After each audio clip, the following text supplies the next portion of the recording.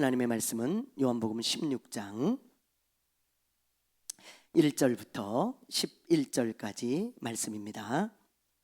오늘 우리에게 주시는 하나님의 말씀 요한복음 16장 1절부터 11절, 신약성경 174페이지입니다. 한 절씩 교독하겠습니다. 내가 이것을 너희에게 이름은 너희로 실족하지 않게 하려 함이니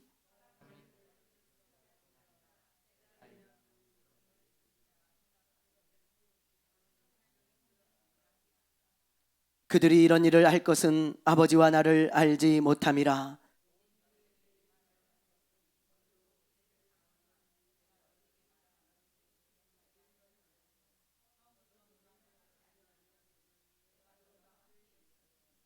지금 내가 나를 보내신 이에게로 가는데 너희 중에서 나더러 어디로 가는지 묻는 자가 없고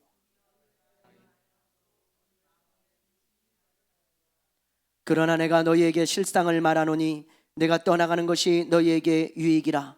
내가 떠나가지 아니하면 보혜사가 너희에게로 오시지 아니할 것이요 가면 내가 그를 너희에게로 보내리니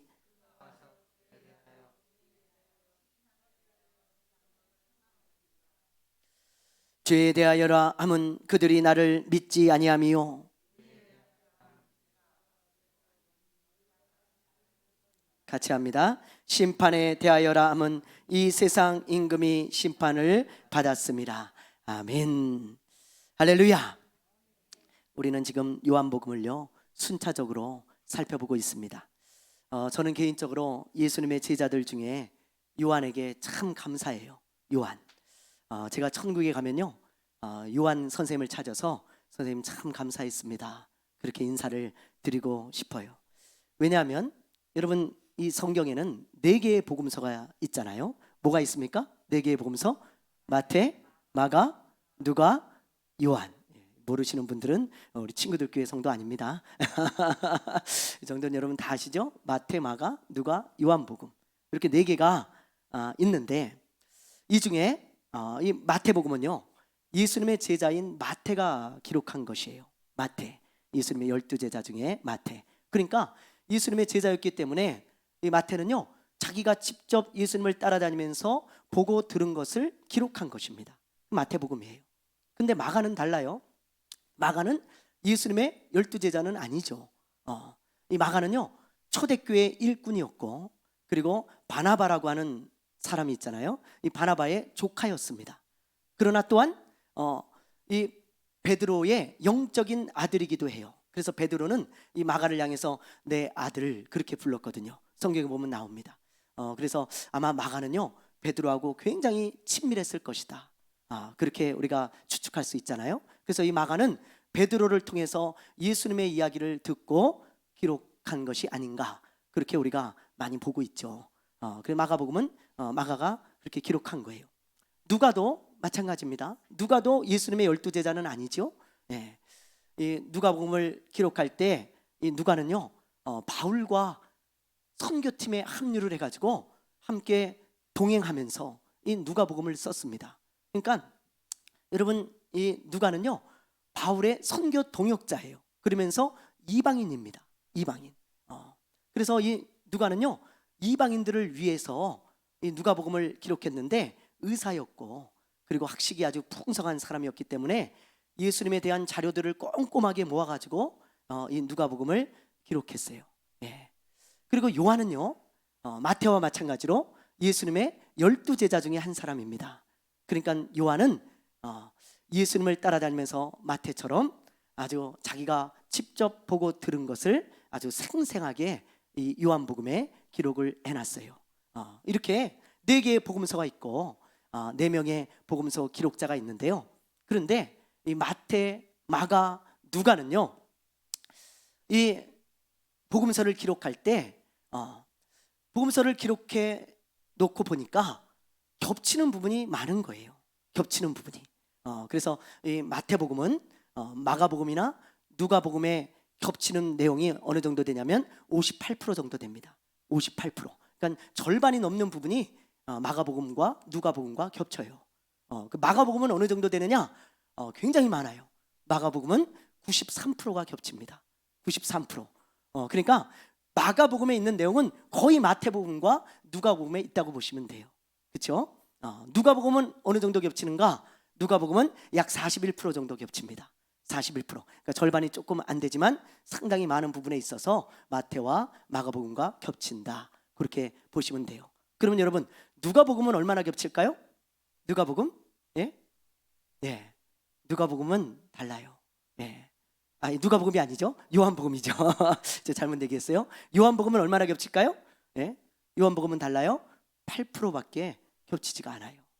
92%는 다른 사건과 이 주옥 같은 예수님의 다른 말씀들을 전부 기록해 놨어요. 그래서 여러분, 제가 이 사도 요한에게 참 감사하는 거예요. 만약에 요한이 요한복음을 기록하지 않았다면 우리는 많은 부분에 있어서 예수님의 행하신 일과 예수님이 하신 이 주옥 같은 말씀을 우리는 알지 못할 것입니다. 근데 이 요한은요, 이 마태, 마가, 누가에 없는 그런 사건과 말씀들을 무려 92%나 기록을 해놨어요. 얼마나 감사한지 몰라요. 그래서 이 요한복음을 읽을 때마다 우리는 사도 요한에게 감사해야 돼요. 요한이 이걸 잘 기록해가지고 2000년이 지난 지금까지도 우리가 이 예수님의 사건과 예수님의 말씀을 우리가 보고 구원을 얻고 우리가 보고 은혜를 받는구나. 그러면서 우리가 요한에게 감사해야 할 것입니다. 여러분들 천국 가면 꼭 사도 요한을 찾으세요. 그래가지고 감사했습니다. 제가요 2022년에 우리 목사님을 통해서 요한복음 강의를 들었는데 아주 참 많이 은혜 받았습니다. 그러면서 여러분 사도 요한에게 꼭 감사하시기를 바라요. 네. 오늘 우리가 읽은 이 본문 말씀도요, 여러분 다른 복음서에는 없는 말씀이에요. 다른 복음서에는 오직 요한복음에만 기록되어 있는 말씀입니다. 요한은 특히요 성령님에 대한 말씀을 많이 기록해 놓으셨어요. 성령님에 대한 말씀, 성령님이 어떤 분인지, 그리고 성령님이 어떤 일을 하시는지, 그거에 대해서요 아주 집중적으로 아주 많은 부분에 있어서 기록해 놓은 것을 보게 되어집니다. 그동안 우리가요 요한복음을 통해서 성령님에 대해서 얼마나 많이 배웠습니까? 여러분 기억나시죠? 요한복음 3장에 보면 니고데모 사건이 나오잖아요. 니고데모 사건을 통해서 성령님은 우리를 거듭나게 하시는 분이라는 것을 깨달았고, 그리고 또 우리 요한복음 14장에 보면 성령님은 가르쳐 주시고 기억나게 하시고 평안을 주시는 분이라는 것도 우리가 깨달았잖아요. 배울 수 있었잖아요. 그런데 오늘 말씀해 보면요 성령님이 하시는 또 다른 사역이 나와요. 또 다른 사역. 이 사역도 굉장히 중요한 사역이고 아주 독특한 사역입니다. 그래서 오늘 말씀을 통해서 우리가 성령님이 하시는 또 다른 사역을 볼 것인데요, 여러분 이 성령님의 또 다른 사역을 우리가 기억해야 하는 이유는 우리가 성령님에 대해서 모르면요 믿는 자로서 아주 중요한 지식을 놓치며 살아가기 때문입니다. 성령님은 우리 믿는 자들에게 너무너무 중요한 분이세요. 여러분과 함께 하시는 하나님이시잖아요. 그래서 우리가 성령님에 대해서 잘 알아야 됩니다. 자, 성령님의 또 다른 사역은 무엇일까요? 여러분 먼저 우리 7절 말씀을 한번 보세요. 7절 우리 한번 읽어보겠습니다. 시작. 그러나 내가 너희에게 실상을 말하노니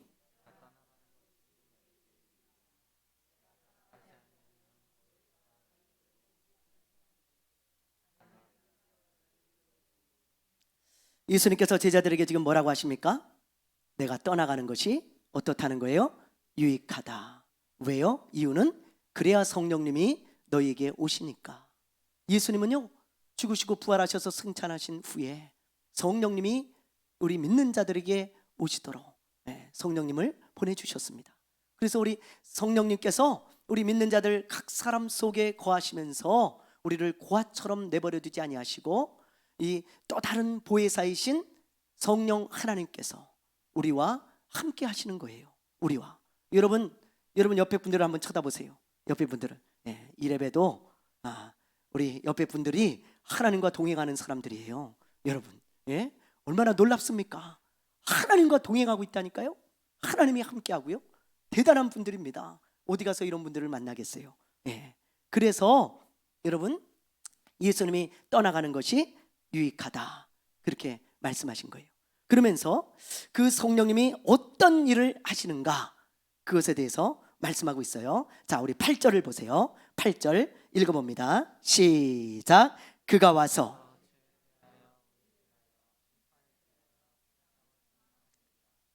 어떤 일을 하세요? 성령님은요? 죄에 대하여, 의에 대하여, 심판에 대하여 세상을 책망하신다 그랬어요. 근데 여기서 책망한다는 말은 원어적인 의미로 어떤 의미냐면 밝히 드러내다, 폭로하다 그런 뜻이에요. 여러분, 폭로가 뭐예요? 폭로? 여기서 말하는 책망이 그런 뜻인데, 폭로가 뭐예요? 숨겨진 것을 어떻게 하는 거예요? 드러내는 걸 폭로라 그래요. 감추어진 것을 드러내는 것을 폭로라고 이야기를 합니다.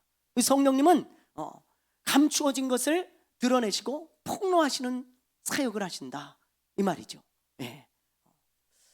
그렇다면 여러분, 성령님께서 폭로하는 것이 무엇인지 우리가 구체적으로 하나씩 좀 살펴보도록 하겠습니다. 성령님은 무엇을 폭로하시는가?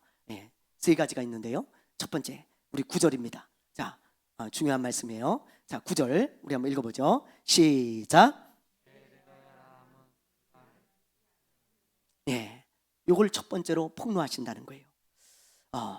죄에 대하여 지금 폭로하고 계신데, 쉽게 이야기하면요, 누가 죄인인가 그걸 밝히 드러내 보여주신다는 거예요. 누가 죄인인가, 어떤 사람이 죄인인가, 그것에 대해서 성령께서 드러내신다는 거죠. 여러분, 성령님은 누가 죄인이라고 지금 말씀하고 있습니까? 9절을 보세요. 누가 죄인이라고 말씀하고 계세요? 믿지 않는 자들이 죄인이다, 그걸 드러내신다니까요. 믿지 않는 자들이. 여러분, 왜 믿지 않는 자들이 죄인일까요? 사실은요, 믿는 자나 믿지 않는 자나 처음에는 다 죄인이었죠. 그렇죠? 성경은 그걸 말하고 있어요. 자, 우리 한번 보실래요? 로마서 3장 23절입니다. 자, 읽어봅니다. 시작. 모든 사람이 죄를 범하였음에 하나님의 영광에 이르지 못하더니.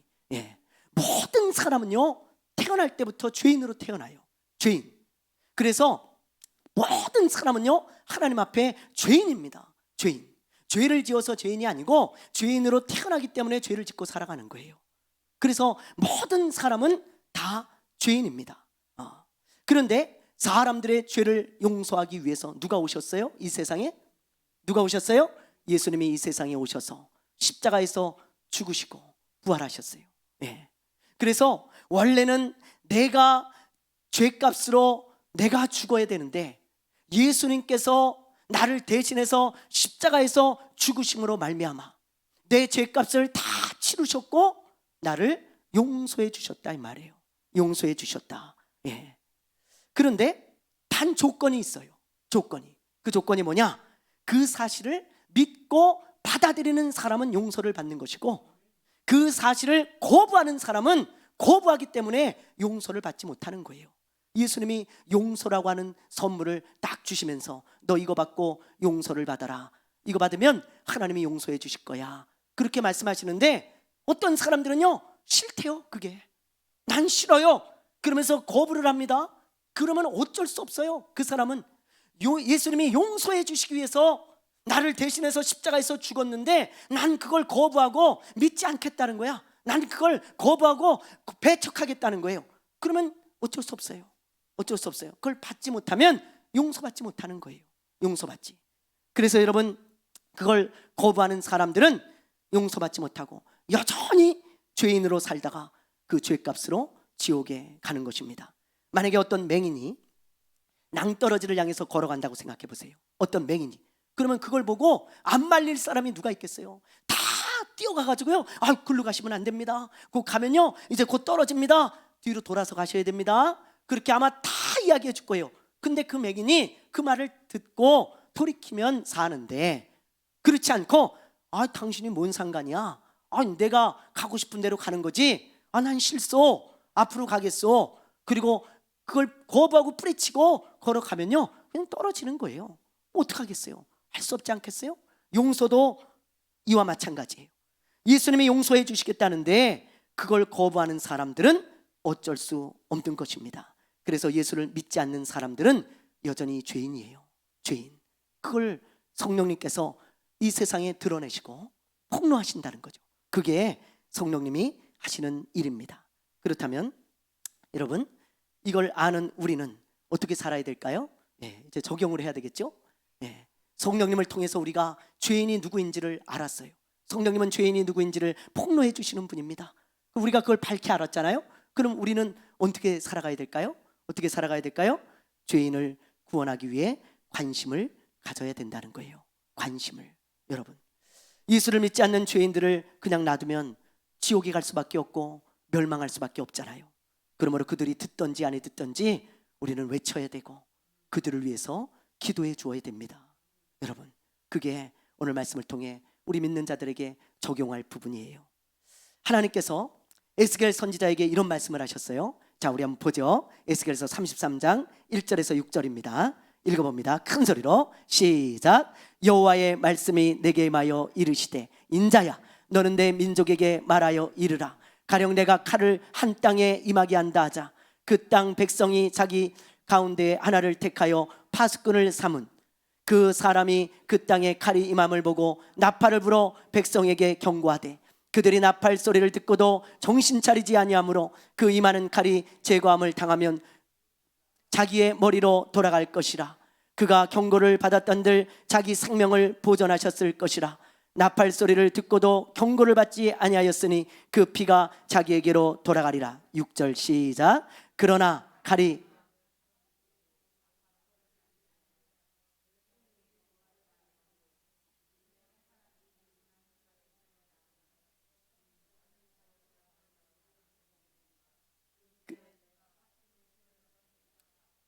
아멘.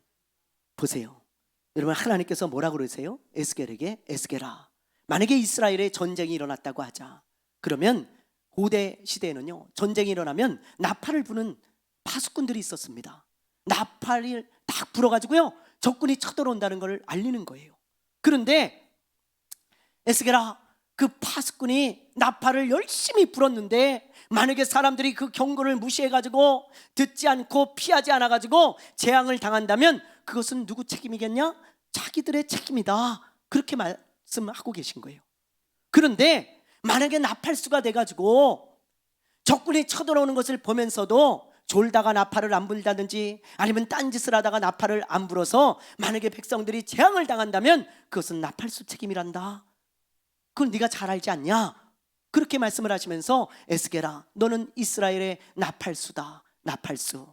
내가 전하는 말씀을 너는 잘 불어야 된다. 그래서 그들로 하여금 듣고 만약에 그들이 돌이키고 깨달으면 그거는 그 사람들이 돌이킨 것이고, 만약에 듣지 않으면 그건 네 잘못 아니다. 네가 전했는데. 근데 만약에 네가 전하지 않아서 그들이 돌이키지 않으면 너 잘못도 있는 거야. 그렇게 말씀하시는 거예요. 여러분, 우리도 마찬가지예요. 우리는 성령님이 안에 계시기 때문에 밝히 압니다. 죄인들이 어떤 멸망으로 가는지를 잘 알아요. 근데 우리가 그 사람들을 향해서 나팔수가 되어서 외치지 않는다면, 듣든지 안 듣든지, 안 듣는 건 그 사람들 책임이에요. 우리가 할 일은 나팔 부는 거예요. 나팔 부는 거. 그래서 예수를 항상 전하고 듣든지 안 듣든지 예수님을 전하는 그런 사람이 되어야 할 것입니다. 나팔수, 이 시대의 나팔수 저와 여러분입니다. 여러분, 아멘입니까? 네, 나팔수의 역할을 잘 감당하시길 바라요. 네, 어저께 밤에 우리 김정민 선교사님이 밤 10시 반에 저한테 전화를 하셨어요. 저한테, 목사님, 공항에 도착했습니다. 어제 출국하셨거든요. 그래가지고 선교사님이 그러는 거예요. 우리 친구들, 교회 성도님들에게 감사 인사 좀 전해주세요. 너무 대접도 잘 받고 기도해 주셔서 감사하다고, 그러면서 꼭 인사를 전해주라고 하더라고요. 그러면서 이런저런 얘기를 하는데 제가 물어봤어요. 파키스탄까지 얼마나 가야 돼? 그랬더니 목사님 30시간 가야 돼요. 그러는 거예요. 30시간. 제가요, 아니 무슨 30시간이야? 그렇게 멀지 않잖아. 그랬더니 비행기를 갈아타는데 공항에서 17시간을 있어야 된다는 거예요. 17시간을. 애 셋을 데리고 17시간을. 거기 그러면 게스트룸이 없냐?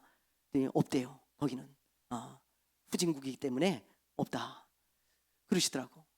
여러분, 제가 그 전화를 끊고 건강하라고 기도할 테니까 선교 잘하고, 그리고 우리 함께 기도해 줄 테니까 힘내라고 전화를 끊었는데, 끊고 나서 생각하기를, 야, 이 사람이 거길 왜 갈까?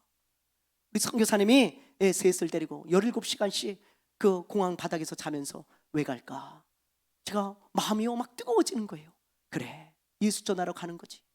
죄인들이 구원을 받아야 되니까 교회를 세우기 위해서 예수님 전하러 그 바닥에서 17시간을 자면서 셋을 데리고 가는 거 아니겠어요?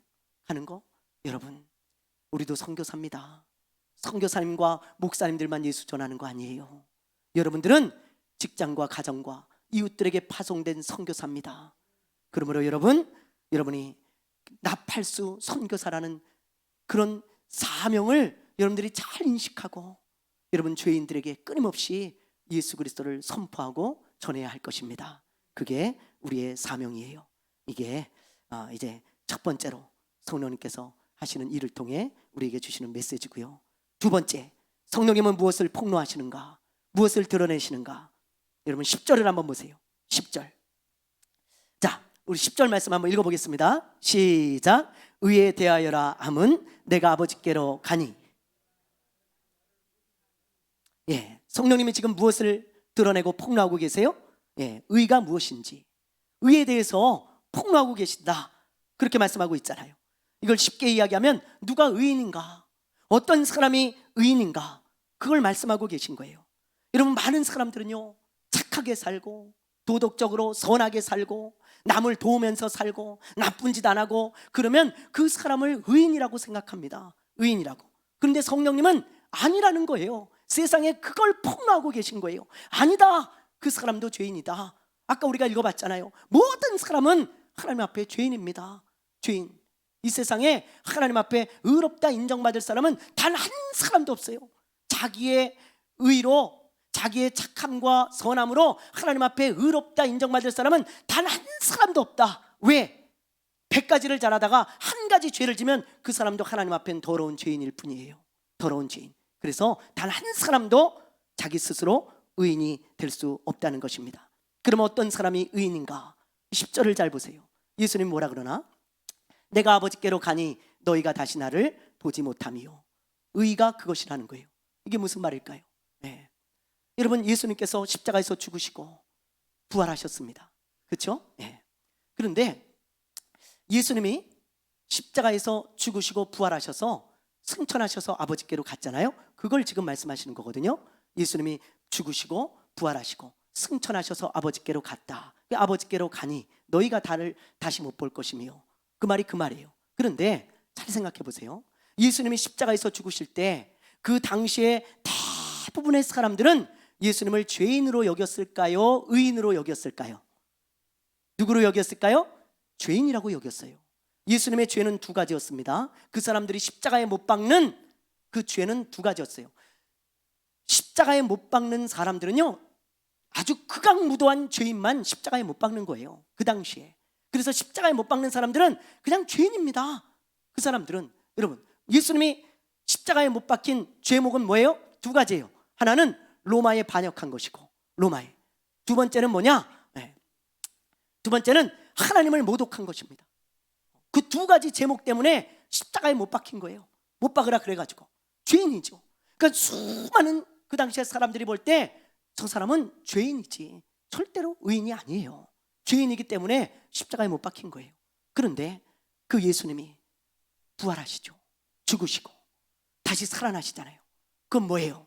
하나님께서 예수는 죄인이 아니고 의로운 자였다, 너희들에게 보낸 그리스도고 하나님의 아들이었다는 것을 분명하게 증거해 준 사건이 부활입니다. 부활. 죄인은 부활하지 않아요. 하나님 부활시키지 않아. 의인만 부활되는 것인데, 부활의 첫 열매로 예수 그리스도를 부활시킴으로써 저분은 너희들이 볼 땐 죄인인 것 같았지만, 십자가에 못 박혀서 죄인처럼 죽었지만 저분은 실상은 의인이고 하나님의 아들이고, 저분은 너희를 구원하러 오신 구원자로서 십자가에서 너희를 대신해서 죽은 거야. 봐라. 그러면서 내가 이 예수를 부활시킨다, 죽음을 이기게 한다, 그러면서 부활을 시킨 거거든요. 그 부활을 볼 때 저분은 완전한 의로운 분이라는 것을 우리가 분명히 알 수 있는 것입니다. 그래서 그 예수는요 완전히 의로운 분이세요. 의로운 분. 그런데 그 예수만 의로울 뿐 아니라 누가 의롭냐면 그 예수를 믿는 사람도 하나님은 의롭다 하시겠다는 거예요. 자, 우리 말씀을 보세요. 자, 로마서 우리 3장 26절입니다. 읽어봅니다. 시작.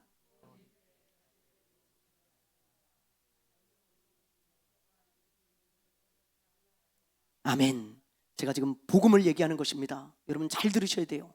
자, 보세요. 26절에 보니까 이때 자기의 의로우심을 나타내사 자기도 의로우시며, 여기서 자기는 예수님이에요. 예수님도 의로우시며 또한 예수 믿는 자를 어떻다고요? 어떻다 하신다고요? 의롭다 하려 하심이라. 여러분, 그래서 인간은요 자기 스스로 의로워질 수가 없어요. 아무리 노력을 하고 착한 일을 하고 아무리 좋은 일을 많이 해도 하나님 앞에서는 다 죄인인데, 인간이 의롭게 될 수 있는 유일한 길은 딱 하나, 의로우신 예수 그리스도를 내가 믿음으로 받아들이는 것뿐입니다. 아멘입니까? 그러면 그 의로우신 예수님이 내 안에 계시기 때문에 하나님이 나를 보는 것이 아니고 예수를 보고 너는 의롭다라고 여겨주신다 이 말이에요. 그것을 칭의라 하는 거예요. 하나님이 의롭다 여기신다 이 말이에요. 우리는 예수 그리스도로 말미암아 의로워진 사람들이지 우리 스스로의 의를 가지고 의로워진 사람이 아닙니다. 그럴 수도 없고요, 그럴 필요도 없어요.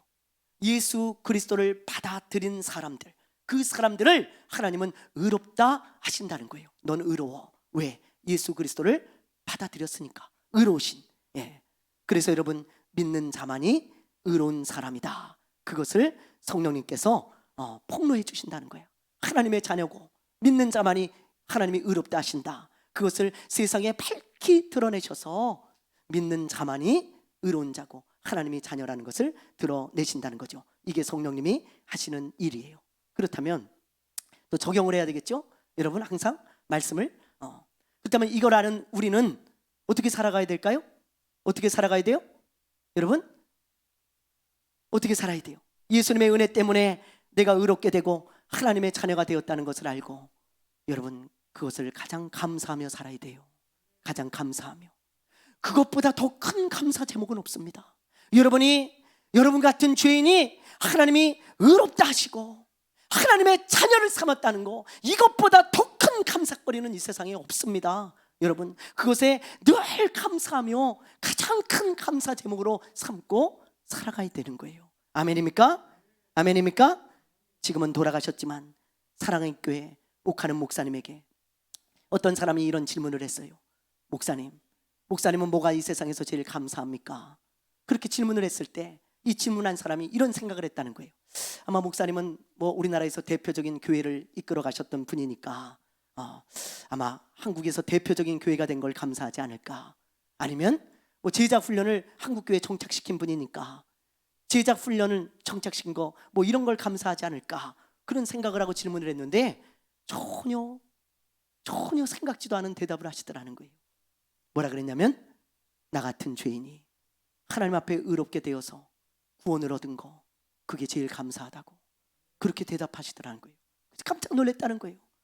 여러분, 이분은요, 옥하는 목사님은 그 감사거리를 가장 큰 감사거리로 생각하면서 평생 잊지 않고 살아간 거예요. 나 같은 죄인이 의롭다함을 얻고 구원을 받은 거, 그게 이 세상에서 가장 감사한 일 아니겠소? 그걸 항상 잊지 않고 살아가요. 여러분, 우리도 그래야 돼요. 이 세상에서 우리가 가장 감사한 게 뭡니까? 여러분, 감사거리 참 많죠? 그러나 이것보다 감사한 건 없어요. 이것보다 나 같은 죄인이 의롭게 된 거, 하나님 앞에서 의롭게 되고 하나님의 자녀가 되었다는 것, 그게 바로 예수 그리스도의 은혜인 것입니다. 여러분, 그것 너무너무 감사한 일입니다. 여러분, 그 감사 잊어버리지 않고 살아가시게 되기를 주님의 이름으로 축원합니다. 축원합니다. 마지막 세 번째, 우리 한번 보시죠. 성령님은 무엇을 폭로하시는가? 우리 11절 우리 한번 보겠습니다. 11절 읽습니다. 시작.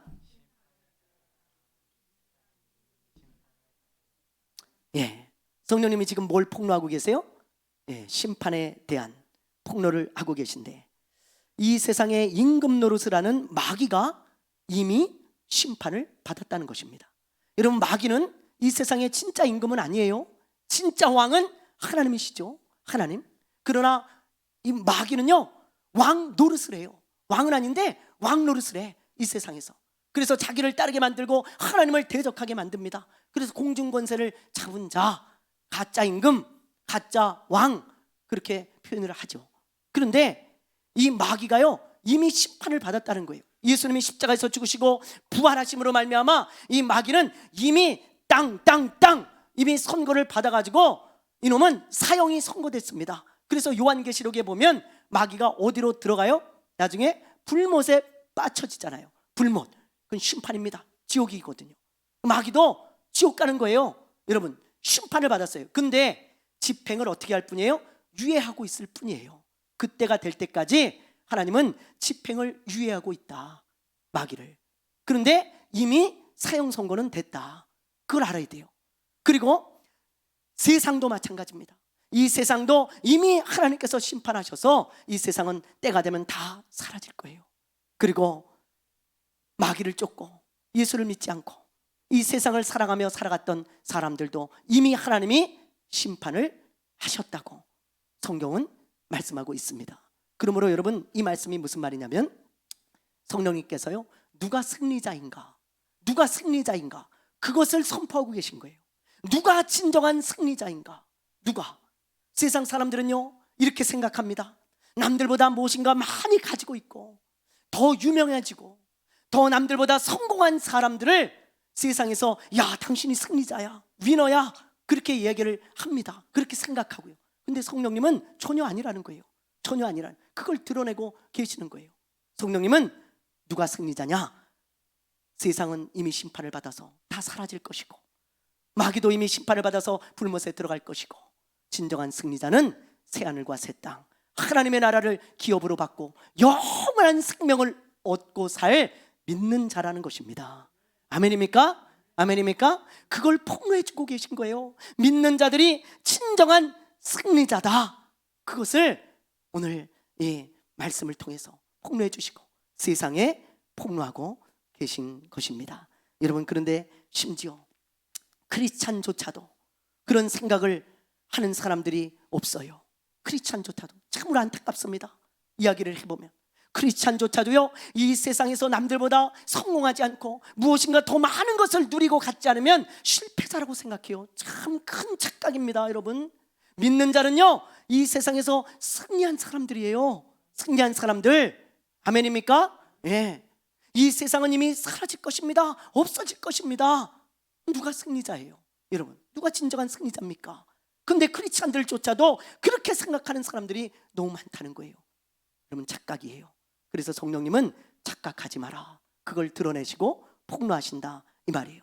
그렇다면 이걸 아는 자들은, 아는 우리들은 어떻게 살아야 될까요? 어떻게 살아야 돼요? 적용을 해보세요. 어떻게 살아야 돼요? 믿음을 소중하게 생각하고 믿음을 끝까지 지키며 살아야 되는 거예요. 왜요? 믿음이 제일 소중하니까. 믿음이 있어야 승리자가 되어지니까. 여러분, 그래서 믿음을 가장 소중하게 생각하고 어떤 일이 있어도 끝까지 믿음을 지키며 살아야 하는 것입니다. 이런 말이 있죠. 돈을 잃어버리면 조금 잃는 것이요, 명예를 잃어버리면 반을 잃는 것이요, 건강을 잃으면 전부를 잃는 것이다. 근데 저는 거기다 하나 더 추가하고 싶어요. 돈을 잃으면 조금 잃는 것이고, 명예를 잃으면 절반을 잃는 것이고, 건강을 잃으면 전부를 잃는 것이지만 믿음을 잃으면 영혼을 잃는 것이다. 영혼을. 여러분, 돈, 명예, 건강은 이 세상이 끝나면 함께 없어질 것들입니다. 그러나 믿음은요 영원한 삶을 보장해줘요. 그러니 여러분, 어떤 것이 중요한 것인지를 제발 좀 깨닫기를 바라요. 유튜브로 이 말씀을 듣는 자들도 제발 좀 무엇이 내 인생에 가장 소중하고 지켜야 될 것인지를 잘 생각해 보길 바라요. 오늘 아침에 교회를 올 때 제가 우리 아이들하고 우리 집사람을 모아놓고 이런 얘기를 했습니다. 기도하기에 앞서서 교회 올 때 제가 기도하고 오거든요.